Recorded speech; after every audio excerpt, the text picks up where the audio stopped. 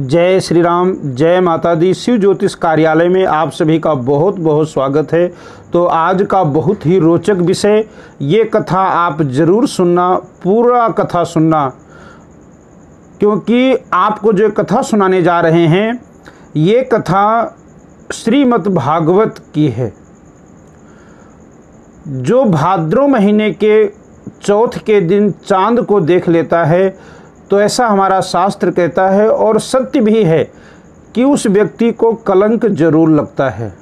लेकिन इस कथा को सुनने से अगर किसी ने गलती से भी चांद देख लिया है तो उस दोष से वो बच जाता है। अब भाद्रों के चौथ का जो चांद है ये कितना खतरनाक है कि भगवान कृष्ण भी इस दोष से नहीं बच पाए थे। तो कहते हैं इस कथा को सुनने से अगर आपने चौथ का चंद्रमा देख लिया है भाद्रों के, जिसे कलंक चतुर्थी नाम है, जिसे पत्थर चौथ भी कहा जाता है, तो अगर आपने ये कथा सुन ली है तो आप उस दोष से बच जाएंगे। ये कथा पूर्ण सुनना। तो कहते हैं जब भगवान श्री कृष्ण द्वारिकापुरी में निवास करने लगे थे तो द्वारिकापुरी में एक सत्राजित और प्रसेनजित, ये दो भाई थे और ये भगवान कृष्ण से बैर रखते थे। तो सत्राजित सूर्य नारायण की बहुत आराधना करता था। नित्य सूर्य नारायण को जल देना, सूर्य नारायण का पूजन करना, सूर्य नारायण का उपवास करना बड़े ही श्रद्धा भाव के साथ। तो कहते हैं सूर्य देवता प्रसन्न हो गए और अपने घोड़े को रोक दिया, सत्राजित के सामने आकर के खड़े हो गए और कहने लगे, सत्राजित, हम तुम्हारे इस पूजन से, इस भक्ति से बहुत प्रसन्न हैं। आप जो कुछ मांगना चाहते हैं मांग सकते हैं। तो सत्राजित ने कहा कि प्रभु आपका दर्शन हो गया, इससे बड़ा और क्या बात है। तो भगवान सूर्य नारायण ने एक अस्मंतक नाम की मणि सत्राजित के गले में डाल दिया और वो मणि 8 भार सोना प्रतिदिन उस मणि से निकलता था। तो कहते हैं एक बार सत्राजित और प्रसेनजित, ये दोनों भाई भगवान कृष्ण के उस सभा में पहुंचे तो वहां सभा में बहुत से लोग थे और वो मणि सत्राजित अपने गले में धारण करके गया हुआ था। तो उस सभा में कुछ लोगों ने आवाज उठाया कि सत्राजित, अगर ये मणि आप कृष्ण को दे दो, क्योंकि ये मणि की शोभा कृष्ण के गले में बहुत बढ़ जाएगी। तो वहां पर सत्राजित ने उस मणि को भगवान कृष्ण को नहीं दिया और वो अपने इच्छा अनुसार, जो उसके भाई थे प्रसेनजित, अपने भाई को वो मणि उसने दे दिया। तो कहते हैं एक बार प्रसेनजित ने के मन में ऐसी भावना जागी कि आज इस मणि को डालकर और मैं शिकार खेलने के लिए जाऊंगा। तो कहते हैं कि वो मणि डालकर और घोड़े पर बैठकर और प्रसेनजित शिकार खेलने के लिए जंगल में चला गया। तो जब वो जंगल में गया तो जंगल में घोड़े के सहित प्रसेनजित को एक शेर ने मार डाला। अब वो शेर ने उस मणि को लेकर के और आगे चलने लगा। तो कुछ दूरी पर जामवंत जी उसे मिल गए।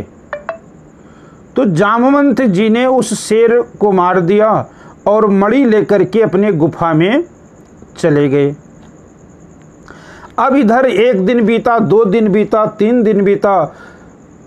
जब 7 दिन बीत गए तो फिर सत्राजित को चिंता होने लगी। मन में उसने विचार करने लगा कि शायद मणि के लालच से कृष्ण ने हमारे भाई को मार डाला है।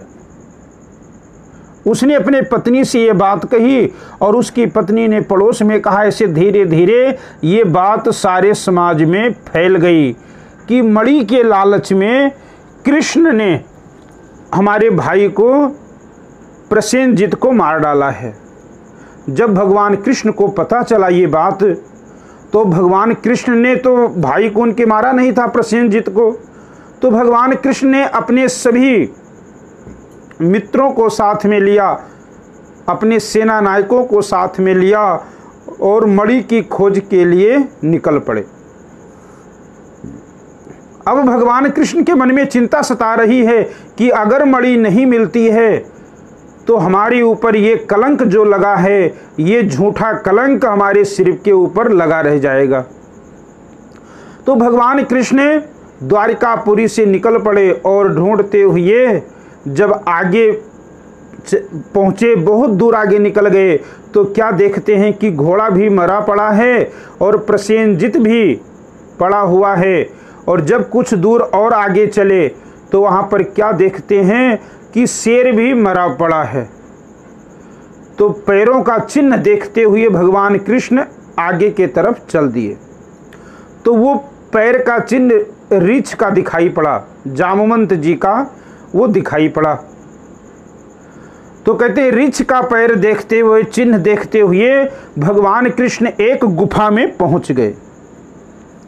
तो जो भगवान के साथ सेनापति थे, सभी थे, वो गुफा से बाहर खड़े रहे। भगवान कृष्ण ने कहा कि आप कुछ दिनों तक हमारा इंतजार करना, अगर मणि मिल गई तो मैं वापस आऊँगा।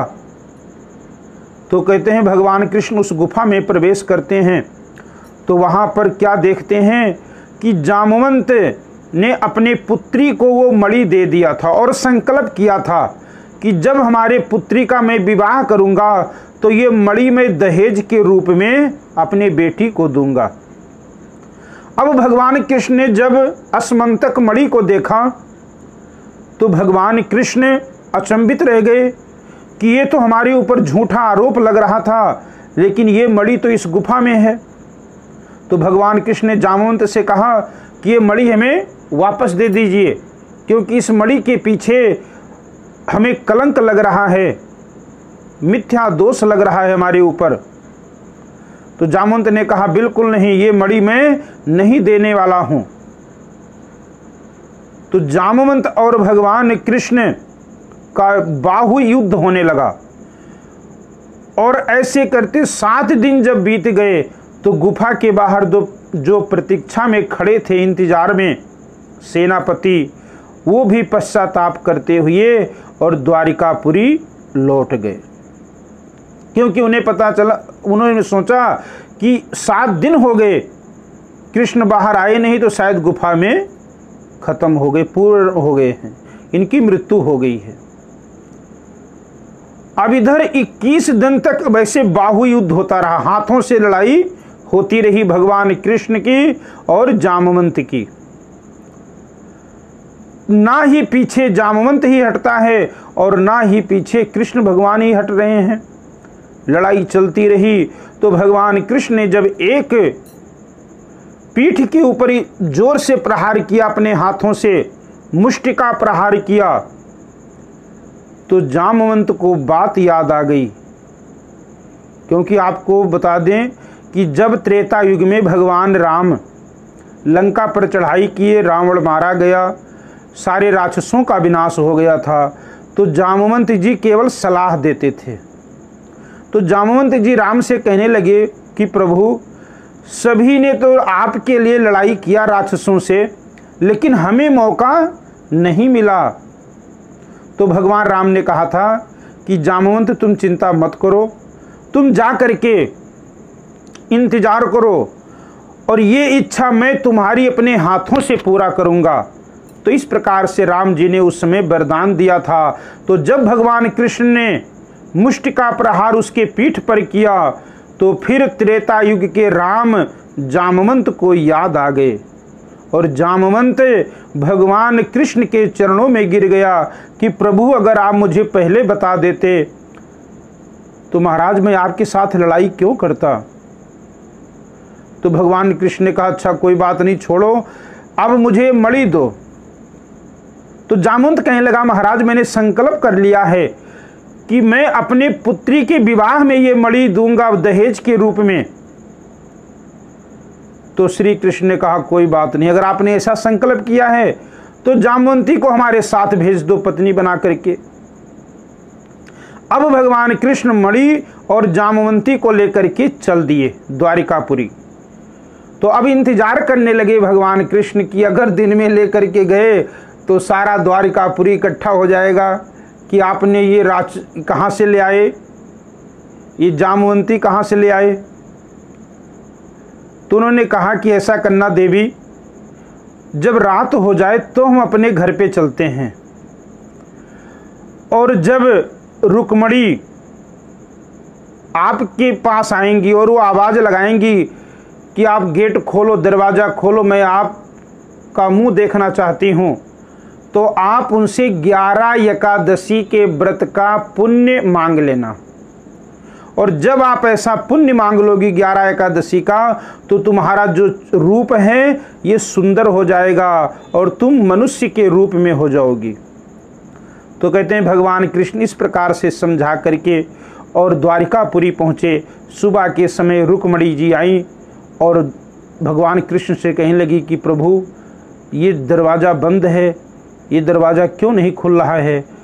तो भगवान कृष्ण ने कहा कि देवी, इसमें मैं कल ही विवाह करके लाया हूँ, तो आप खोल बोल आवाज़ लगाइए और वो दरवाज़ा खोल देंगी। तो अंदर से आवाज़ आया कि पहले आप मुझे 11 एकादशी के व्रत का फल दीजिए, तब मैं दरवाज़ा खोलूँगी।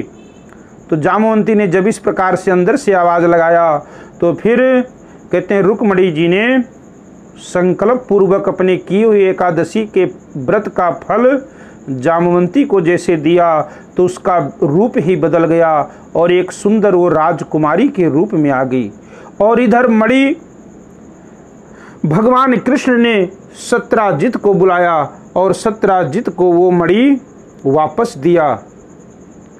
तो कहते हैं भगवान कृष्ण बड़े चिंता में रहने लगे। तो देव ऋषि नारद पहुँचे और कहने लगे कि कृष्ण आप चिंता मत करें, आपके ऊपर जो आरोप लगा था उससे तो आप अब सुरक्षित, जो दोष था आपके ऊपर वो तो दूर हुआ, क्योंकि आपने मणि ला करके दे दिया। तो भगवान कृष्ण ने देव ऋषि नारद से कहा कि महाराज, तो ऐसा दोष हमारे ऊपर लगा क्यों। तो देव ऋषि नारद ने कहा कि हे कृष्ण, आपने भाद्रपद महीने के चौथ के चंद्रमा का दर्शन कर लिया था, इस कारण से आपके ऊपर ये मिथ्या दोष, ये लांछन, ये झूठा आरोप आपके ऊपर लगा है। तो ये रही कथा। इस कथा को श्रद्धा भाव के साथ सुनने से जो आप भाद्रो महीने के अगर चांद को दर्शन कर लेते हैं, चांद देख लेते हैं, तो इस दोष से आप बच जाते हैं। तो गणेश जी का पूजन बहुत ही श्रेष्ठ होता है। गणेश जी महाराज का इसे कलंक चतुर्थी, पत्थर चतुर्थी के नाम से जाना जाता है। बोलो श्री कृष्ण भगवान की जय। तो अगर आप हमारे चैनल पर नए हैं तो चैनल को हमारे सब्सक्राइब कीजिए, लाइक कीजिए। ऐसे ही धार्मिक, आध्यात्मिक, ज्योतिष के ऊपर आपको जानकारी प्राप्त होती रहेगी। जय श्री राम, जय माता दी।